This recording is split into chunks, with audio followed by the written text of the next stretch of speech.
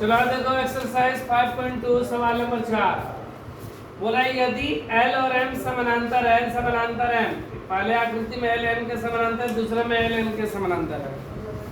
ठीक है, तो निम्नलिखित आकृति में प्रत्येक का x का मान ज्ञात करना है, x का मान क्या होगा।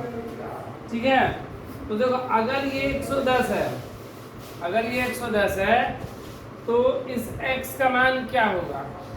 ठीक है, तो यहाँ पर बोला गया L समानांतर है, अगर नीचे का कोण अगर हमको पता रहता ये या बगल का ये कोण पता रहता तो वही मान x का आता।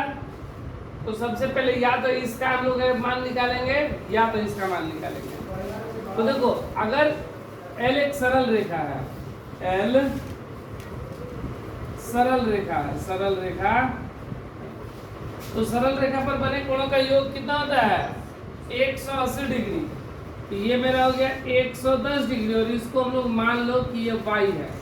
ठीक है ना, अब प्लस y बराबर हो गया 180, तो y का मान कितना है 180 माइनस 110, 110 के 100 है ना, 110 लिखा गया है 110। ठीक है,